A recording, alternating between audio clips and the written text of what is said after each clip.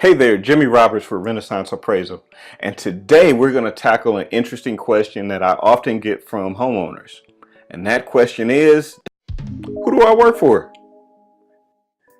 I know, it seems like a simple question, especially since 9 times out of 10 the homeowner is directly paying for the appraisal that we're performing on a property. But the reality is, just because the homeowner is paying for the appraisal, it doesn't necessarily mean that they're our client. So let me explain that, okay? First off, I get it. In a lot of different relationships that you have throughout your life, if you're paying the money, then that means that you are clearly in control. That's like the golden rule, right? He who has the gold makes the rules. Everybody knows that. Well, that seems to work everywhere except in appraising sometimes, okay? In appraising, especially when we're dealing with lenders and we're dealing with mortgages and things like that, it's not quite as apparent, okay? As a homeowner, you are requesting a mortgage from a lender, lender X, say. Lender X is contracting with our company, Renaissance Appraisal, to give them an independent value of your property so that they can make a lending decision. Okay. In this scenario, the way I just explained that triangle, it's pretty clear to see that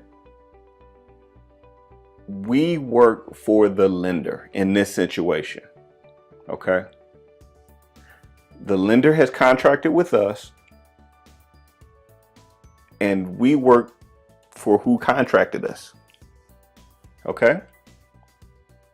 Where it gets confusing is the fact that the lender then comes to you, the homeowner, and says, hey, we've contracted with Jimmy and Renaissance Appraisal to give you an independent valuation of your home.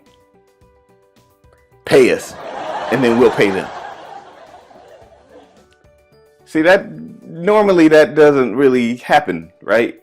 We don't normally have that additional middle person in the transaction. Usually what would happen is, if you wanted an appraisal, you'd say, pick up the phone, call me up. Jimmy, I need an appraisal. I come out, appraise your property, you write me a check, everything's happy. The relationship is here, okay? But that's not how it happens in mortgage transactions. And, I don't know why it happens this way, but it just does. So there, 90% of the transactions that we go into, they're always paid for by our lender clients, okay? Not by the homeowner, of course, or excuse me, they're not paid directly to us from the homeowner. They're typically paid from the lender client, okay? We have a great relationship, but you don't typically, when I show up on your door, there is no need to write a check or anything when I show up, okay? You probably already done that in your mortgage fees and your application fees and all those other fees that you paid to lender X. Okay. So again, who's our client? In this particular instance, our client is not really you, it's the lender. That's who we owe our allegiance to. So if you have a question about something, we're definitely willing to help as appraisers, but we're probably going to push you to the client, because once we do the appraisal, and I know sounds kind of funny, but once we do the appraisal, it's kind of a confidentiality thing between us, the appraisal company, and the lender. That may be why oftentimes whenever you have an appraisal done, you may call up the appraiser and say, hey, you did this appraisal on my house, XYZ, Happy Street, 123 Happy Street. You did it last week. The appraisal's done.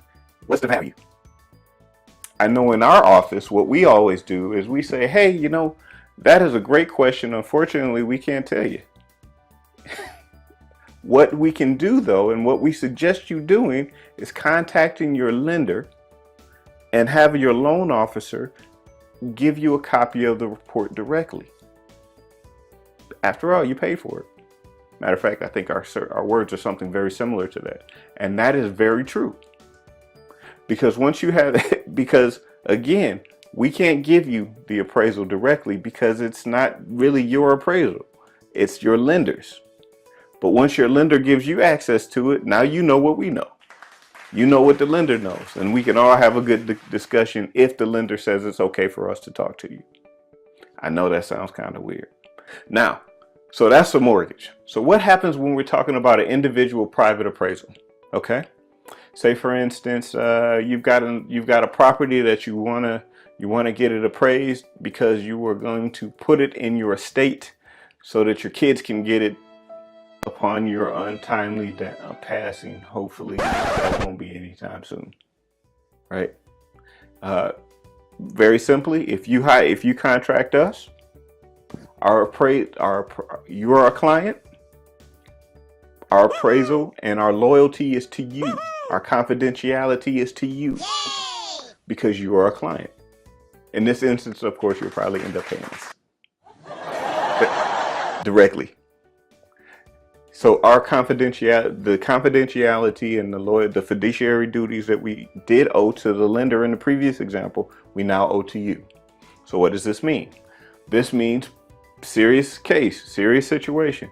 This means that when your 30-year-old son comes running to us and says, hey, you appraised that property, you appraised my family's property over at 123 Happy Street, what's the value?